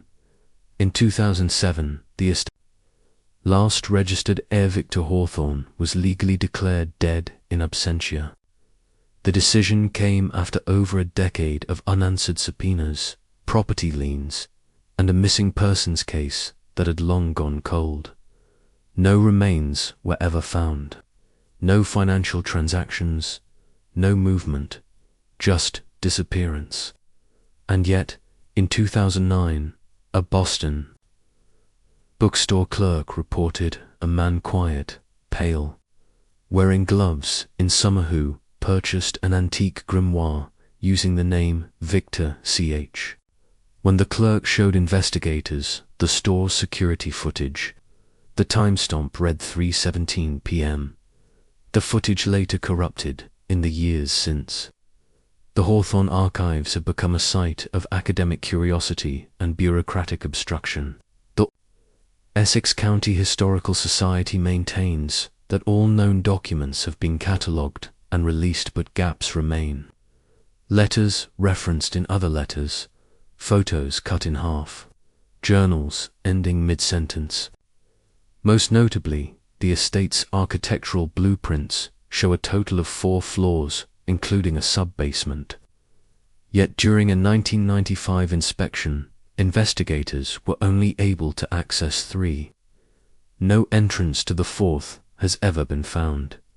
Narrator, some say the house has sealed itself, that whatever was kept inside, or whatever was let in, no longer requires walls or names. Others believe the truth was covered up because it threatened something far larger than one family's legacy. The town itself has changed, but not entirely. Children are still told not to go near the fence. Local maps still mark the property, only as private. Real estate developers have made offers, but every proposal quietly vanishes. In 2016, a tech company proposed building a data center on the land, only to pull out abruptly after a private survey team returned from the orchard visibly shaken and refused to speak publicly when drone footage of the estate was leaked in 2021. Viewers noted strange phenomena: windows changing position frame to frame, an open door that was closed in the next still, a shadow crossing the orchard that had no visible source. The footage has since disappeared from major platforms. The original uploader was never identified. Some now believe the story of the Hawthornes isn't just a Gothic tragedy or a mystery lost to time. It's a map, a blueprint for something deeper. Not a haunting, but a pattern, a recursion, and, like any ritual, the silence surrounding it may be part of its function. There are those who still search: independent investigators, YouTubers, self-declared psychics. Most find nothing but overgrowth and rusted locks. Some claim to have heard things. A woman in 2022 swore she found the burned remains of a child's shoe beneath the West Orchard, but by the time she returned with police, the clearing was gone. No trace. Narrator: in the end, what remains are questions, unanswered, unwanted, protected by time, by fear, or by something else. Why did every family member document the same symbols, yet in secret? Why did the clocks always stop at the same time? Why was the basement sealed from both sides? And why across over a century of horror did no one ever leave the family entirely? No escapees, no whistleblowers, no memoirs, just whispers. The final living descendant is gone. The estate is empty, but the mystery isn't. The closing shot: dusk falls over Hawthorne House. The camera pulls back slowly. In the upper window, just for a frame barely visible, a flicker of movement, a pale hand against the glass, and then darkness, fade to black. The story of the Hawthorne family has spawned theories as varied as they are disturbing, each one a prism refracting the same facts into wildly different realities. Historians, psychologists, occult scholars, and skeptics alike have all taken turns pulling at the tattered threads left behind. Yet, with every new revelation comes contradiction. With every theory, another door closes. The truth feels both too close to touch and impossibly out of reach. Was this a tale of madness, power, and isolation spiraling inward? Or a carefully concealed communion with forces too old to name? Narrator: was it a cult of one? A patriarch whose delusions infected generations? Was there a hidden chamber still undiscovered beneath the manor? Or did the Hawthornes truly commune with something ancient? Each theory brings us closer and further from the truth. Asterisk, asterisk. Theory 1, the cult of one, psychological inheritance. Asterisk, asterisk. At the center of the first theory stands Matthias Hawthorne, patriarch, the industrialist, the seed from which the family's legacy and madness may have both sprouted. Proponents of this view believe Matthias suffered from an undiagnosed form of paranoid schizophrenia. His obsession with secrecy, order, and symbolic control documented in letters and ledgers suggests a man driven by internal visions. And as the family's center of gravity, his delusions would have been both protected and perpetuated by those around him. Dr. Elaine Marks, who first posited the cult of one theory, argues Matthias created a psychological ecosystem where his paranoia became law. His children grew up within that ecosystem, inherited its rituals, and shaped their own identities through it. The result, a dynasty of generational psychosis masked as tradition. She points to the repetition of phrases like the orchard must be fed, and we hold the spiral not as proof of anything supernatural, but of a myth constructed by a man afraid of his own mind. But critics note the flaw. How does one man's delusion persist for over a century? Why do the symbols repeat even after his death? And why do those same symbols match glyphs and rites found in ancient texts unknown in Matthias's time? Asterisk theory 2. Hidden architecture. The house as a machine asterisk another theory, architectural in nature, suggests the Hawthorne estate was not merely a home but a device. Investigators who examined the property found irregularities that defy conventional logic, unregistered sublevels, corridors that appear to loop back unnaturally, sound that echoes in directions it shouldn't. Some experts have suggested the house was built consciously or not according to sacred geometry, aligning with ley lines or geomagnetic anomalies in the region. In 2008, architect and ritual historian Dr. Geraldine Knoxley published a paper comparing the layout of the Hawthorne house to the Sigillum Dei myth, a mystical diagram used in Renaissance magic for invoking or restraining spiritual entities. It's not an exact match, she admitted, but the resonances are there.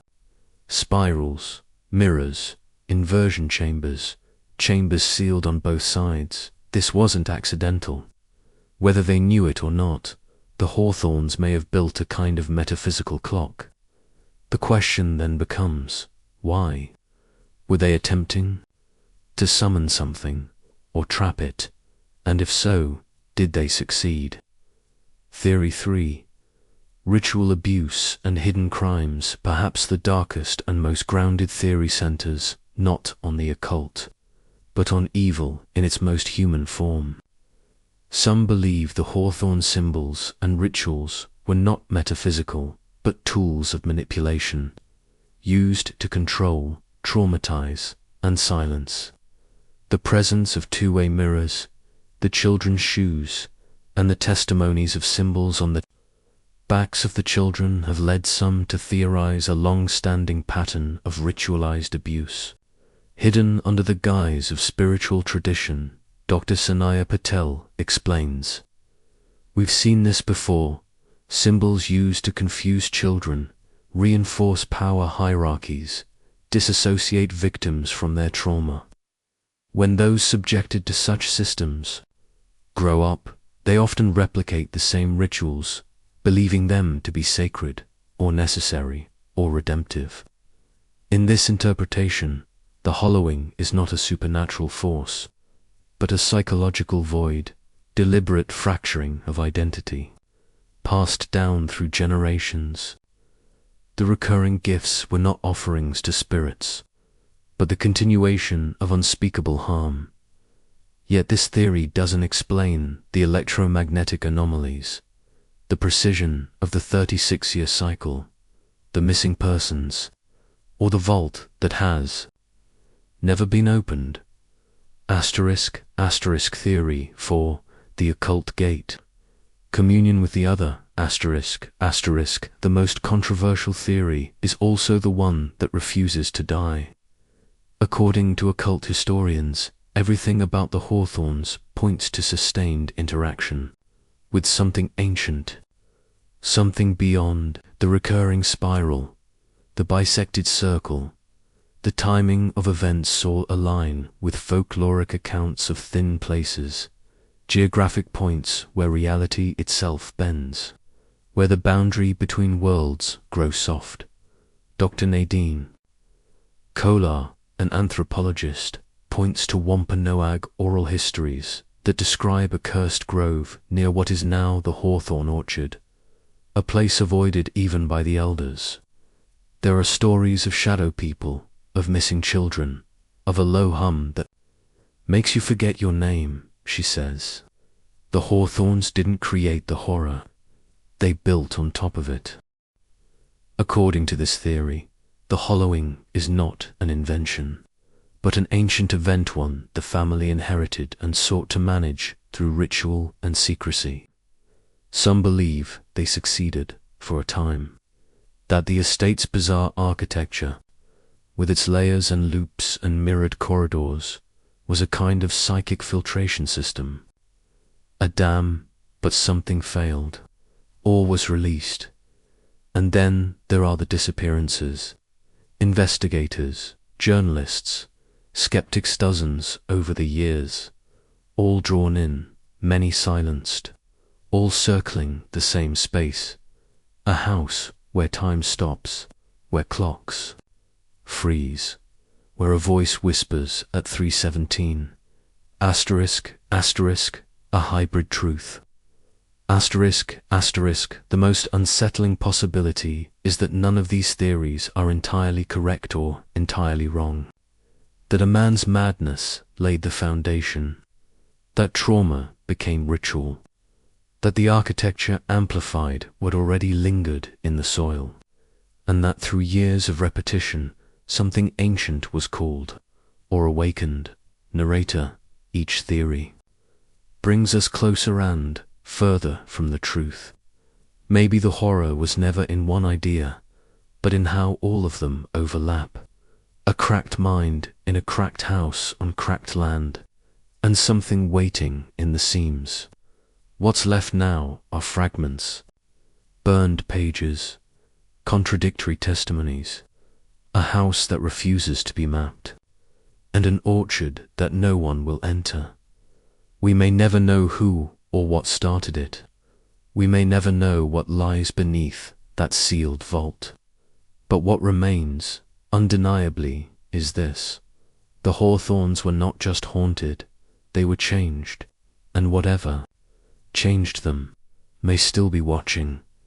The camera lingers on the spiral diagram found beneath the basement floor, slowly overlaying it with the house's blueprint, with ancient sigils, with the night sky's constellations. They align, imperfectly, but enough. Narrator, the spiral always turns, the hollow always waits, whether inside the earth or inside us. Fade to black dot. The story of the Hawthornes feels singular, its details so strange, its timeline so precise.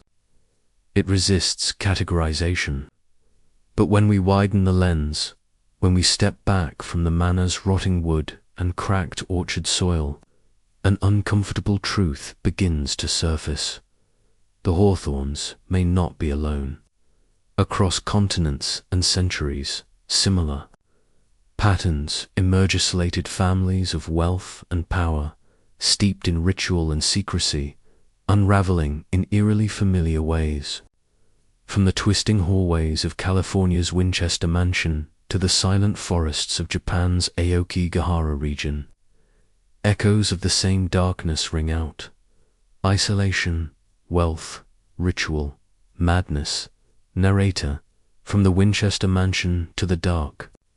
Secrets of Japan's Aokigahara families. Patterns emerge. Isolation, wealth, ritual, madness. Perhaps the Hawthornes weren't unique. Perhaps they were just the loudest echo of something global. Consider the Winchester Mystery House in San Jose, California, constructed under the obsessive direction of Sarah Winchester, heiress to the Winchester rifle fortune. The sprawling mansion grew chaotically for nearly 4 decades, staircases leading to nowhere. doors opening into walls, windows embedded. In floors, Sarah, reportedly instructed by spirits through seances, believed she was building a labyrinth to confuse the ghosts of those killed by her family's invention. While no direct evidence links her to occult practices, the similarities are hard to ignore. Inherited guilt, architectural absurdity, spiritual dread, and a ritualistic compulsion to build as protection. A house transformed into a machine, a talisman, a trap thousands of miles away. In the shadow of Mount Fuji lies a Yokigahara forest, a site known for its deep association with death and disappearance. But less known are the whispered stories of reclusive families who once lived near. The forest's edge families who, like the Hawthornes, remained insular for generations. According to regional folklore and unearthed police reports from the 1970s, some of these families practiced ubisuit, a discredited myth involving ritual, abandonment of the elderly, and later evolved into cult-like domestic systems. In one documented case, discovered in 1986, investigators found a household of 7 each, having recorded identical dreams for weeks prior to their deaths. Their journals were filled with symbols nearly identical to those later found in the Hawthorne estate: spiral's eyes, a tear bisecting a circle. No connection was ever established, but the marks are their quiet twins across oceans. And then there are the Habsburgs, the imperial family whose legacy spans centuries of European royalty. Beneath their grandeur lies a darker record, generations marred by physical deformity, mental instability, and whispered incest. The Habsburg jaw, while medically studied, became symbolic of their insularity. The family's obsession with purity and control resulted in a hereditary collapse, both biological and psychological. Some scholars argue that the family's strange rituals, spiritual advisors, and tightly sealed archives suggest not only political obsession, but metaphysical fear.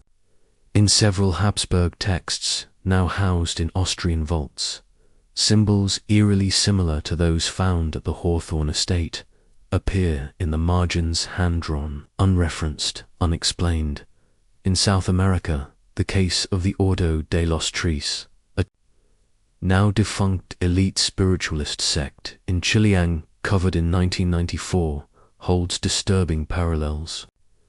The group, composed of 13 wealthy families, held annual gatherings on isolated estates where children were prepared to receive visions from those beneath. Several children were later institutionalized for drawing identical diagrams within spirals, roots beneath homes, and phrases written backward in languages they had never been taught. The sect disbanded quietly after one of the family matriarchs was found dead, surrounded by candles and mirrors. The final phrase in her notebook read, "The orchard has bloomed inside me." Closer to home, the Black Veil family of upstate New York presents another chilling mirror. Their secluded estate, locked away from the world for decades, housed a lineage known for sudden disappearances and mutism among their youngest members. In 1978, a fire destroyed most of the property, but photographs recovered from a neighbor's attic show bizarre murals inside the manor.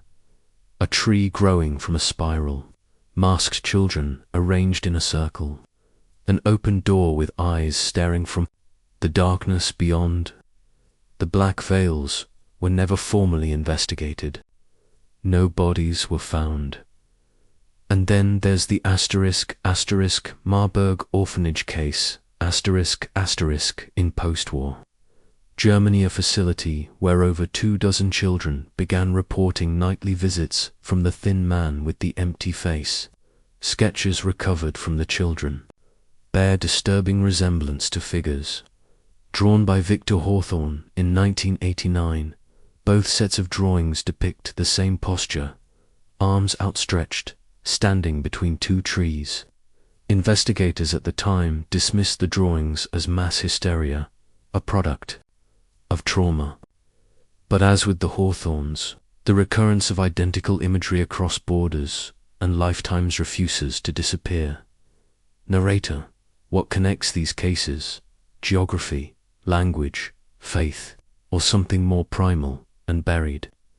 Experts now believe we may be witnessing not isolated tragedies, but variations of an inherited pattern, one that predates documentation. Dr. Nadine Kalar, who has studied symbolic anthropology across 5 continents, suggests that families, like the Hawthornes, represent cultural lightning rods points, where old rituals, forgotten or suppressed, flare back into visibility. It's like tectonic pressure, she says. Something buried long ago begins to push upward, and in certain families under the right conditions, it finds expression. These are not just tales of madness. They are warnings carved in wood, painted on ceilings, whispered in nursery rhymes. Different languages, same rhythm, same spiral. So what does this mean? That the Hawthornes were part of an unbroken global cult, that they stumbled upon ancient knowledge, or that human isolation, when paired with power and pen, inevitably turns inward and manifests through the same haunted architecture? Perhaps. The scariest answer is also the most human, that madness wears the same face everywhere, that our minds, given enough silence and shadow, all crack along the same lines. Narrator, perhaps the Hawthornes weren't unique. Perhaps they were just the loudest echo of something global. The camera pans out across oceans, across decades, spiral over spiral, grove after grove, house after house, each silent, each watching, each waiting. Fade to black, the manor still stands, though barely, beneath ivy-choked walls and a roof caved inward by time and storm. Hawthorne House breathes a kind of stillness that feels less like decay and more like waiting. No footsteps echo down its ruined corridors. No lights flicker in the tall windows. And yet, the feeling lingers thick, oppressive, and ancient. It is not just the dust of history that clings to its bones, but something older, quieter, and more deliberate. A presence made not of spirits or shadows, but of everything left unsaid. Narrator, the manor stands, rotting, silent, but the echoes remain. In every story we refuse to examine, every truth buried under legacy, lies the Hawthorne curse, not a ghost, not a ritual, but silence, and what it protects. Ask yourself, what price does a family pay to keep its name intact? In the end, there was no exorcism, no climactic reveal, no final confession. The mystery did not resolve. It metastasized, dispersed itself into rumors, into archived whispers and locked cabinets. The final record of the Hawthornes wasn't written in ink or blood, but in omission. A family once grand enough to sculpt a town's skyline is now remembered not for its wealth, but for the hole it left behind, a hollowed-out space where answers should be, where people should be, but are not. The disappearance of Victor and Cecilia wasn't a singular tragedy.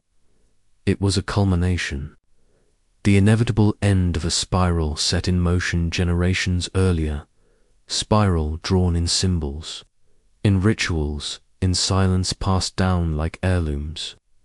And as the years have passed, the silence has only grown louder, even now in courtrooms and county records. You'll find blank spaces where their names should be, redacted reports, misfiled evidence, tape reels erased. Some say the family died of madness. Others say it was guilt. Some still whisper of ancient things, summoned or unearthed. But none of those stories explain the locked basement, the shoes, the orchard. None explained why, even now decades later, those who visit the ruins speak of time stuttering, of shadows moving in unnatural patterns, of dreams that do not feel like their own, and none explained why the townspeople still cross the street to avoid looking at the gate. In truth, the Hawthorne curse may not be supernatural at all. It may be far worse, the inherited weight of protection, the compulsion to preserve a name at all costs, to deny the strange, to erase the inconvenient, to preserve a facade while rot grows beneath it.